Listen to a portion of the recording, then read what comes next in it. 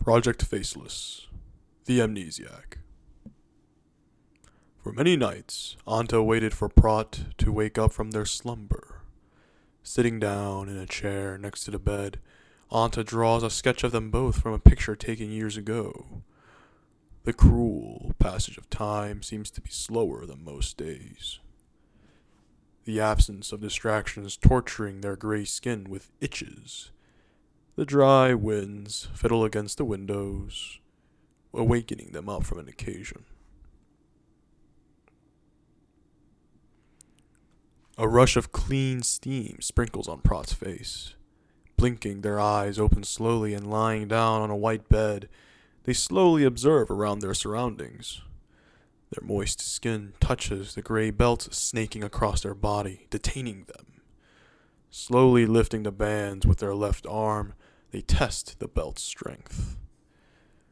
Groaning, Anta wakes up from the rustling of the sheets. They sluggishly raise their head and sighs in relief. "You're awake. That's good," said Anta with a weary smile. "You had an incident. I'll go get the nurse." The claps of the boots echo across the silent room and halls. Each step should bring joy. Each heartbeat should pump happiness. But all they feel as they reach the doorway is a longing of hope in their hands. "Nurse!" The deadened strides brushes past Anta. "Prat, my name is Nurse. Unstrap. I am sorry to say this, but you've been tainted," said Nurse unapologetically. "Unstrap. As my duty, I am to give you a choice while you're conscious. Unstrap. And I'm sure you will make the right one. Unstrap. Sit up now, please." Lying still, Prat doesn't respond. In a look of confusion, Nurse bluntly says, "Okay then, take your time." Swiftly facing Anta with a pill bottle in hand, they procedurally command, "Give it to Prat when they're ready. Have a great rest of your days." Drops the pill bottle, then leaves the room. Anta holds a cup of water in one hand and the bottle in the other. They stare at the familiar hint of orange and slowly walks towards Prat. "Water?" Anta asks, beaten. Silence. They hand it over regardless and stare at the pill in their hand. After a brief hesitation, Anta speaks. "I know you told me that if you got tainted that you will fight it." Anta fidgets with the pill bottle. "Time will pass, and you said you will get better in the end, one way or another. But I think you need to take it. I know you have the final choice, but you have to understand, this disease is incurable. You can't." Anta nudges the pill to Prat, but they're still as a rock. Anta nods in agreement to Prat's silence as rejection. "I get it. I really do.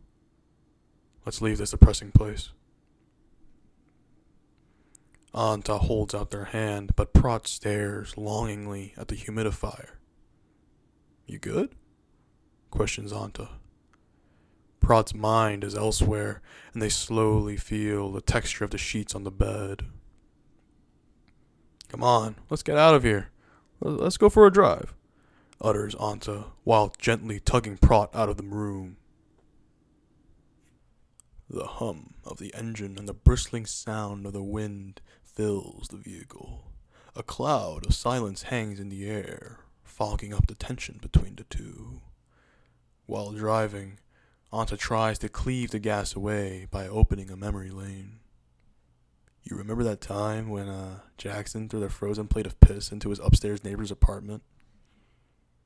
But Prat stares at the passing shadows of foliage. As if deafened, they ignore Anta's words. Screw me, I guess, Anta whispers under their breath. The clouds collect near Anta while Prot is merely entertained by the dark impressions on the window. Prot begins to squint in confusion. Their body tenses up as if a presence is filling their minds. Their joints squeeze tight.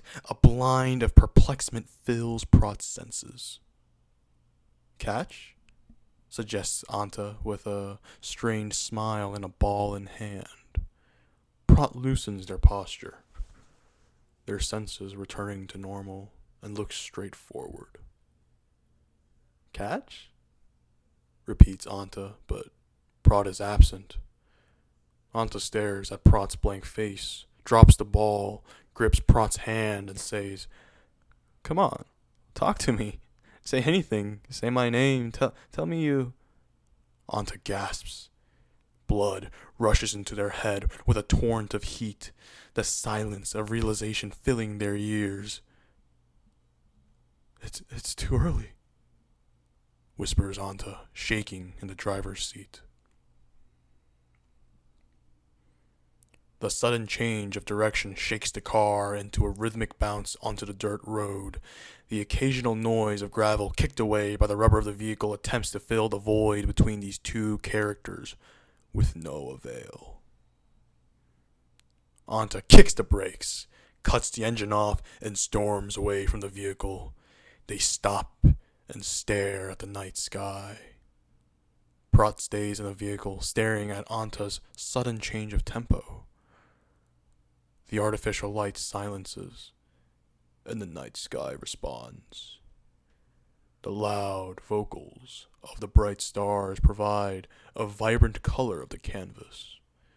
The energetic dances of the dim stars fill the background, filling the space and form. The belt of the galaxy wraps around the center stage, providing an eye-catching point to complete the painting. Anta's eyes twinkle in the dark, slowly pulling out a necklace and a picture from their pockets. Their body drifts with the soft wind. They stare at the worn-down picture of two figures and slowly caresses the riches and folds. Anta's body snaps straight, turns towards the vehicle, stomps over Prot's door, and rips it open. Anta drags Prot out by the shoulders and shouts, "Bastard, say anything! I didn't drag you out of that hellhole for you to forget me! You told me to never give up on you if you ever got tainted. You told me to stay by your side as you fight this pathetic disease. And yet, you didn't even lift a finger." Anta briefly looks at the ground, then glares into Prot's blank stare. "You promised me that you wouldn't forget yourself." The folds of the picture catches Anta's eyes. How foolish of me. No one can beat it. Anta throws Prot away from them. Tumbling and twisting into the dirt, Prot's body comes to a stop. They look up to see Anta rubbing their head on the picture. "Forgive me one last time."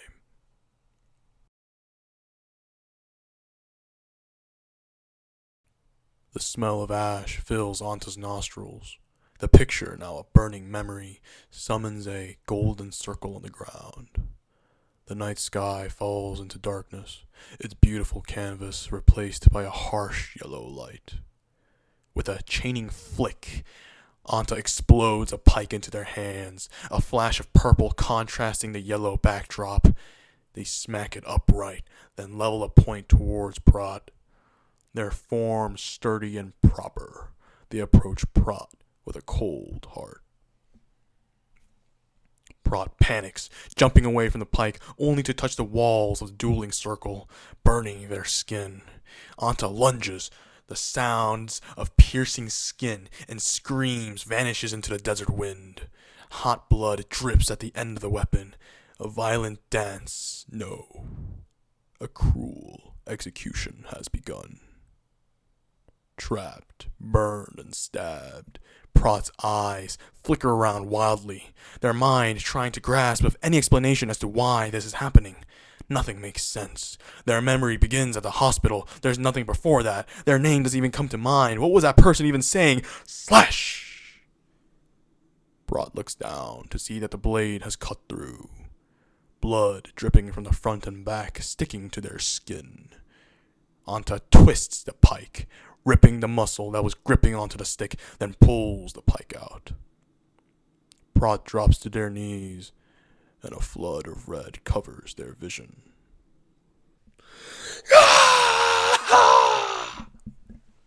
Screeches the tainted. Arching its back, a gut-wrenching scream fills the blood-caked air. A triumphant victory over their host in a glee for violence is unshackled. It rips their left arm by the elbow and holds the arm's wrist like a sword. It approaches the pike, knocks the point away, slides down the right side, and rushes towards Anta. Shifting their entire body, Anta uses the momentum of it pushing on the stick to spin around their heels. A fast, wind-breaking swing cracks it, catapulting it away. The hum of the dueling circle buzzes quietly. The dust slowly settles to reveal Prot lying down, defeated. They cough awake from a dazed dream. Anta mechanically steps towards Prot, ready to repeat the same move they've done 100 times before. And their heart still cold as ice, Anta aims the pike above Prot's chest.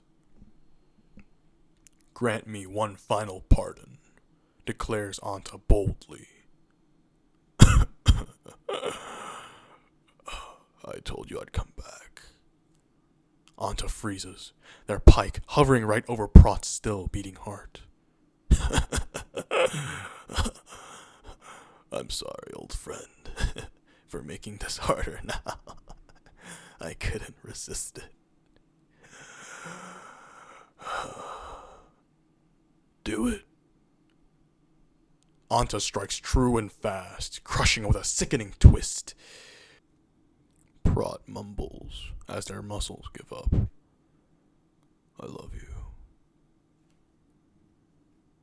Anta clenches their teeth tight, their eyes shut, their breaths held. A roar of memories fills their ears. The roaring grew louder, louder, deeper, faster, and fiercer. Waves pushed, crashed, and pulled onto Anta's shoulders, their knees weakening, buckling, and giving up to the tidal wave of sorrow. A certain harbinger was due on its way, a kind of bellowing that shakes the core of 1,000 men, leaning onto the pike for support, their head down and between their arms. They scream animalistically, "Why?"